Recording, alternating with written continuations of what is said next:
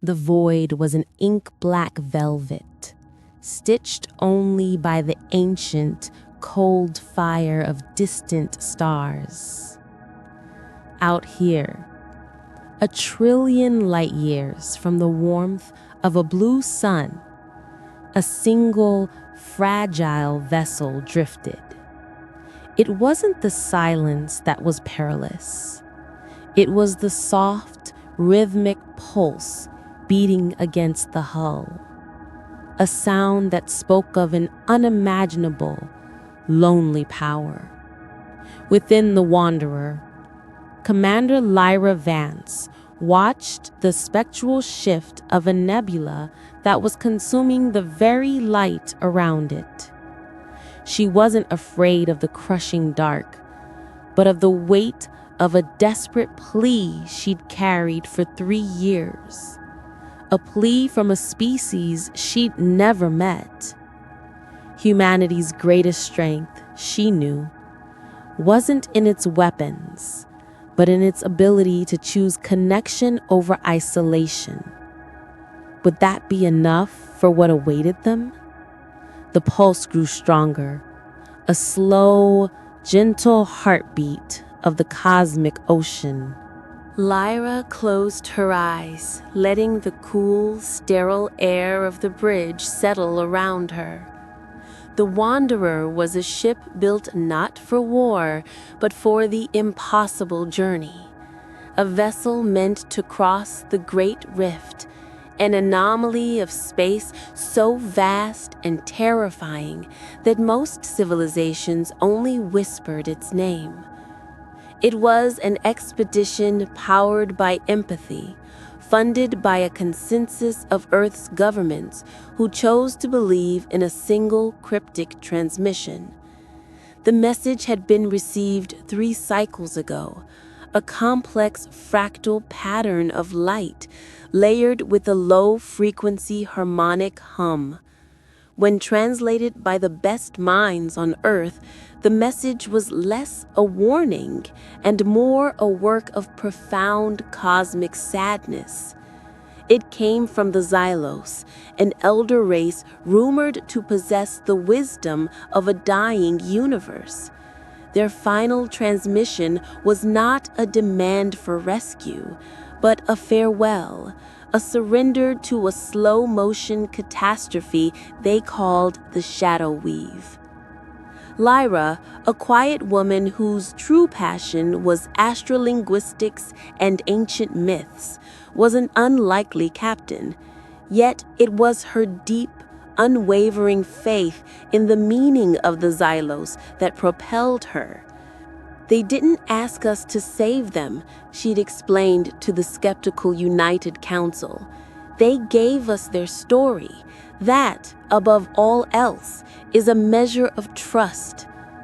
Her cabin was small, ascetic, save for one object, a polished, ancient Earth globe, the continents barely visible beneath a layer of dust. Lyra traced the outline of the Pacific Rim, thinking of the quiet, green Earth she had left behind. Her emotional world was a reflection of the ship itself, disciplined, focused, yet filled with a deep, silent hum of hope. The Xylos' homeworld, Aethel, was now just hours away, hidden within the nebula's gloom. The air in the Wanderer's cabin felt thick, almost heavy with the weight of the ancient race's despair. Lyra ran a diagnostic on the ship's primary broadcast array. They carried no weapons of mass destruction, only a cargo bay filled with bioengineered seed globes, luminescent, self-sustaining ecosystems designed to reboot a sterile world. The greatest weapon humanity had ever developed wasn't a bomb, but the ability to nurture life. Beside her on the console, the Xylos transmission continued to play on a loop, the mournful harmonic hum, a constant soft soundtrack to her thoughts. It wasn't the sound of a dying species, she realized now, but the sound of an ancient heart finally breaking. "Report, Commander." A gentle, synthesized voice drifted from the speaker. It was Kai, the Wanderer's synthetic AI and Lyra's closest confidant. "Getting closer, Kai. Atmospheric disturbances are growing," Lyra murmured, her eyes on the swirling violet clouds ahead. "Run the emotional spectrum analysis again. I need to know what we are facing, not just how it affects the air." Kai's voice lowered, a soft ripple of static. "The patterns are consistent, Commander. A profound, collective sorrow.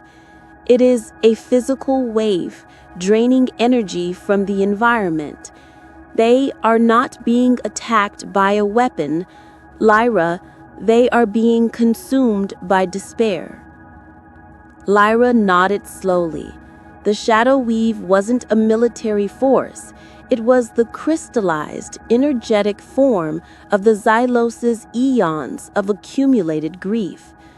A race that had seen the death of countless stars, the rise and fall of countless civilizations, had finally reached the point where the weight of existence was too much.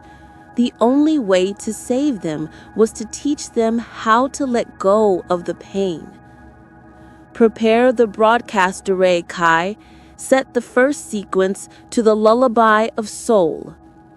"Commander, that is not a military signal. It is a human melody."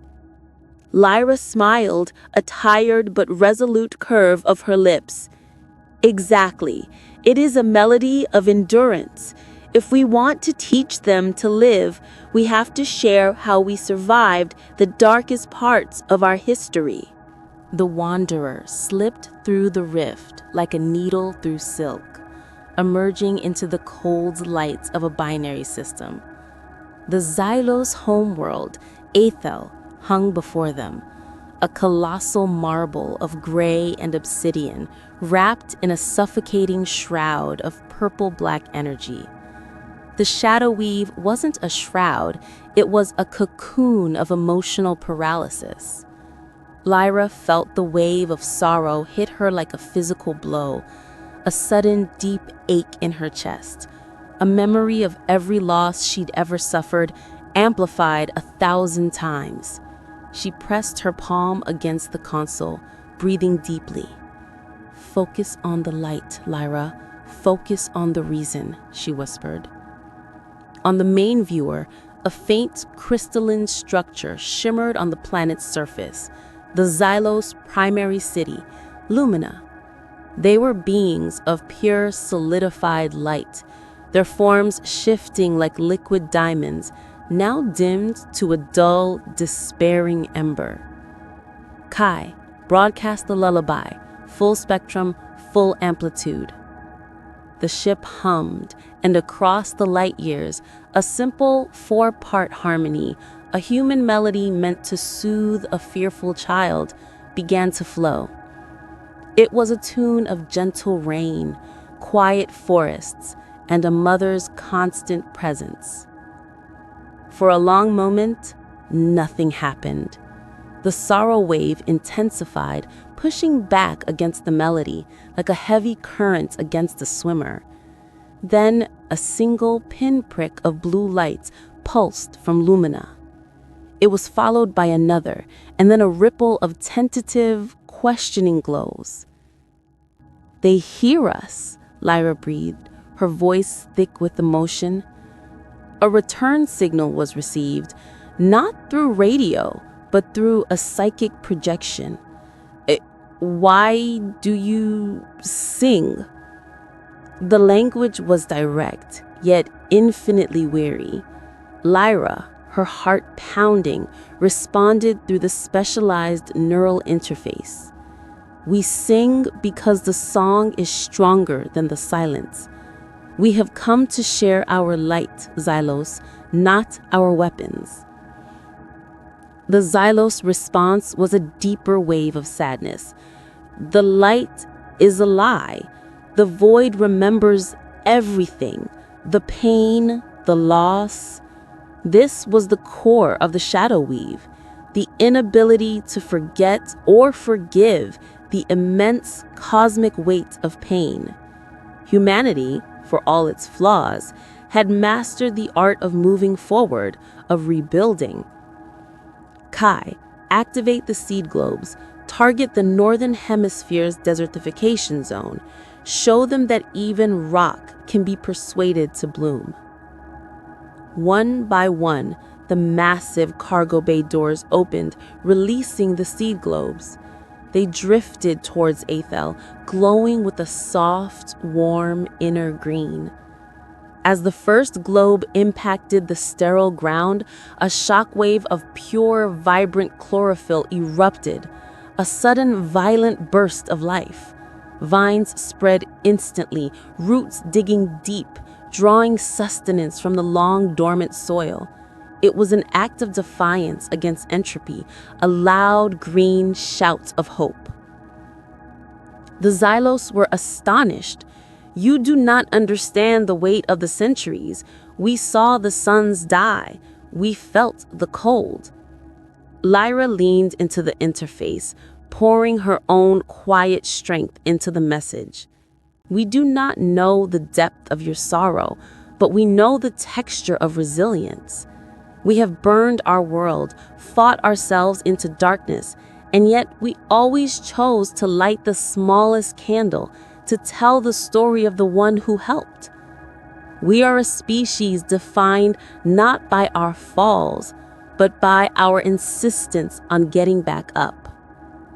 She then shared a memory, a gentle, poignant transmission of Earth's entire history of compassionate recovery, the rebuilding after great wars, the collective relief efforts after disasters, the simple, quiet act of a neighbor helping a stranger. This wasn't a broadcast of military might. It was a broadcast of the human heart. The Xylos did not immediately respond. Instead, the shadow weave around Aethel began to throb. It was a massive, collective decision being made. A lone, magnificent Xylos light-form detached from Lumina and approached the Wanderer. It was taller than the ship, a spire of ancient, diamond-hard radiance, now flickering like a dying candle. It was the prime Lumina, the collective consciousness of the Xylos. Little, loud-hearted species, your light is fierce and fragile. We will share our greatest sorrow. If your heart can hold it, then you have proven your right to the stars. Lyra felt a dizzying, immense presence enter her mind. It was the raw, unedited cosmic history of despair, the sight of 1 billion beautiful things turning to dust, the memory of an entire galaxy's worth of love being extinguished. It was so overwhelming, so profound, that for a moment, Lyra's will to live faltered. The weight, it's too much. But then she heard Kai's soft, insistent voice in her ear, grounded and steady. Commander, remember the lullaby. Remember the simple act of breathing. And Lyra did. She didn't fight the sorrow. She simply held it. She wrapped the terrible ancient pain in the memory of the smell of rain, the warmth of the sun on her skin, the quiet, shared laughter of her crew. She did what humanity does best. She didn't just survive the pain, she integrated it, making it part of her story. Lyra pushed back with a final, overwhelming wave of pure human compassion. She didn't send back their sorrow. Instead, she broadcast a single, simple, overwhelming truth. You are not alone in the void, and you don't have to carry this anymore. She sent the Xylos a memory of the ocean, the infinite cleansing water, the gentle tide that always pulls the debris back into itself, cleaning the shore for a new day. She showed them how to let go. The prime lumina recoiled, a silent, psychic shriek of shock and recognition. The shadow weave, that terrible cocoon of grief, began to recede. It wasn't being destroyed. It was being released. The sorrow flowed off Ithel, not into the void, but into the seed globes, which instantly flared, burning with an intense, beautiful violet light. The excess energy, the psychic sludge, was being converted, transformed into pure, sustainable power for the newborn ecosystem. The planet's surface, once gray, was now kissed with a vibrant emerald green. The prime lumina approached the wanderer again. It was bright now, its crystalline form radiating a gentle, grateful warmth. You taught us the sacredness of the simple act, the courage of starting over. Lyra, exhausted but deeply content, whispered her final thought to the ancient being. The true purpose of existence is not to collect wisdom, but to share the warmth. The Wanderer remained in orbit for 3 more cycles, monitoring the Xylos' recovery. They didn't need Earth's technology, only its emotional template.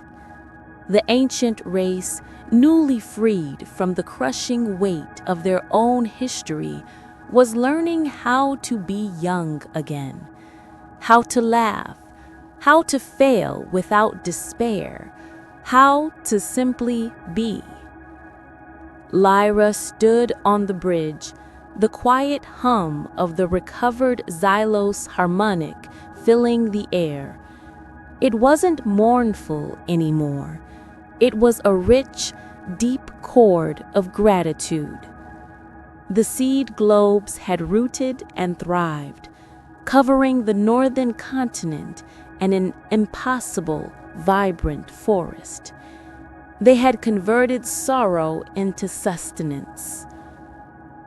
The Xylos made a final transmission to the Wanderer, a single, complex waveform that would take Earth's scientists centuries to fully decode, but its core message was clear. Aethel will remember the song. We will carry the light of soul. As the Wanderer prepared for the long, quiet journey home, Lyra looked out at the recovered world. It wasn't a military victory. It was a triumph of vulnerability. Humanity, the little loud-hearted species, had faced an existential threat not with plasma cannons, but with a lullaby and a seed. They had won not because they were stronger, but because they understood the power of compassion as a cosmic force. The voyage back across the Great Rift was silent, yet the ship was filled with a new kind of light, the quiet, enduring glow of knowing you did the right thing. Lyra settled into her seat, the Earth globe still beside her, the dust now seeming less like neglect and more like the ancient, comforting patina of home. The universe was still vast and cold, but now she knew it held a deep, secret warmth, one that only the touch of a caring hand could reveal. She closed her eyes, the gentle, rhythmic hum of the Xylos' gratitude cradling her. The greatest lesson was not about saving an alien race, but about the profound, world-changing courage it takes to simply let go of the dark and choose to bloom in the light. And so, the quiet, persistent voice of a small blue world echoed across the void, teaching the universe that even the deepest sorrow can be persuaded to become a new beginning.